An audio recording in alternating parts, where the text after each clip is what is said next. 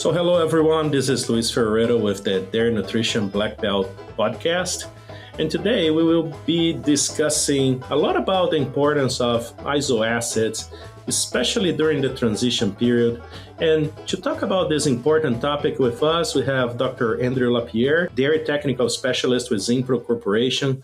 Andrew, thank you so much for joining us for this discussion. But before we enter into this very important topic, tell us a little bit about yourself. Thanks, Luis, for having me.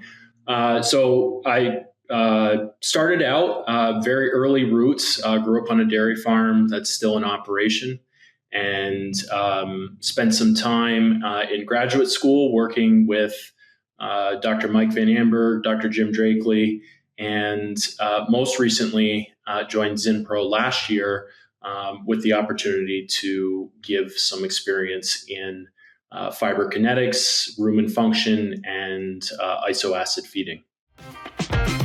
Unlock whole herd performance with Zinpro IsoFirm.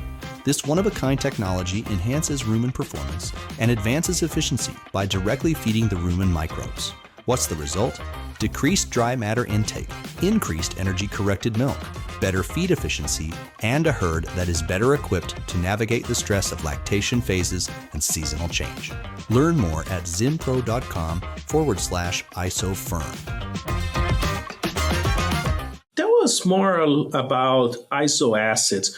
Why are those so important for dairy nutrition? Sure. So you've had a great slew of people come on and talk a little bit about it, but as a refresher, some of these iso acids, which are fermentation end products of branched chain amino acid degradation in the rumen, are prerequisite nutrients for some of our fiber digesting bacteria. And so there's been a long history of research dating back to this early 1960s, describing some of the opportunities of when we are supplementing iso acids and the opportunities in improved fiber digestibility within the rumen.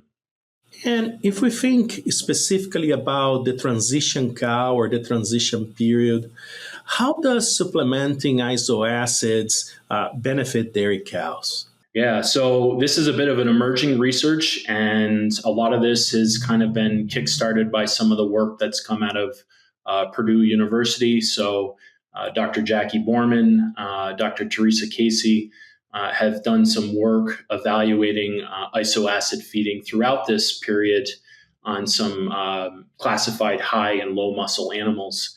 What they found in that study was that through feeding of iso acids, they showed improved dry matter intake throughout the prepartum period. And some of that was substantiated into the postpartum period, albeit they didn't quite feed iso acids during that period. But a lot of that opportunity, at least from a phenotypic standpoint, is that if we can get greater dry matter intake, greater energetics into those animals throughout that transition period, it leads to a greater opportunity beyond parturition and into the lactation period.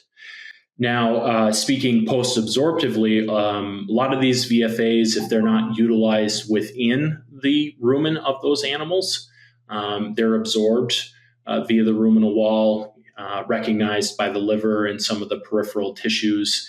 And actually, in some of the work that Jackie and others showed was an upregulation in some of these genes that are responsible for TCA cycling.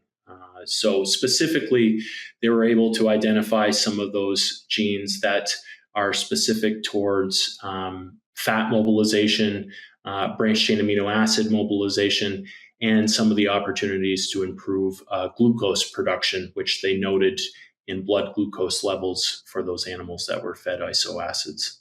And I think that's a great point. And obviously, every time that we supplement different additives, we are focusing on the period we are feeding.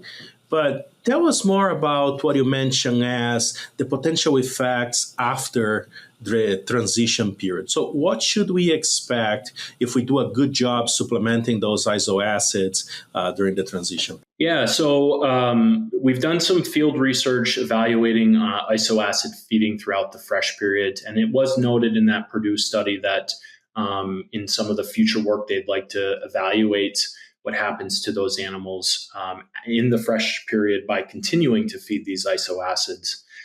But again, they noted that improved dry matter intake obviously leads to some of that blunting of the perceived negative energy balance that occurs in these animals when they come into lactation.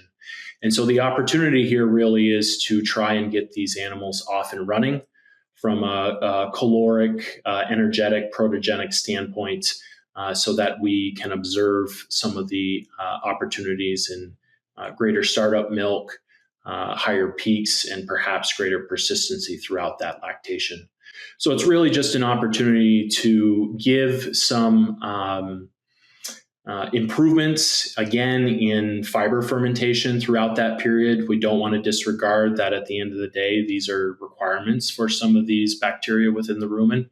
But there seems to be some added benefits, at least post-absorptively, where we're recognizing some opportunities that lead to a greater response throughout the lactation period. So, said that, what are the potential economic benefits that the dairy farmers could expect if they decide to use that for their cows? Yeah, so, under the theory that we're improving ruminal fermentation by supplementing some of these nutrients, the idea is that we can gain greater microbial flow out of the rumen, may lead to some opportunities where we can supply a greater proportion of our protein to the animal from the actual rumen itself. And so there's opportunities here to perhaps reformulate these diets.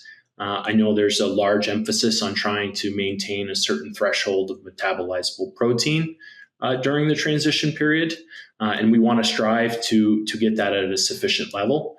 But provided that we're able to support greater microbial flow out of the rumen, there's some opportunities perhaps to rebalance these diets with a little more emphasis on ruminal fermentation to really leverage some of that microbial flow. And so some of our rumen escape or bypass sources, we may not need to be as reliant on these types of ingredients, and it may lead to an opportunity in reduced feed cost as a result. Absolutely. Wow, I think that was a great overview. Obviously, I think that there are not only a lot of good opportunities related to feeding isoacids, but it looks like we also have a lot of opportunities to learn more as we continue to feed them. So, Andrew, thanks again for joining the podcast today. I think people at home will truly enjoy seeing all this information and hopefully applying some of this information with their herds. You at home, thank you so much for joining our podcast. We appreciate having you, and I hope to see you soon.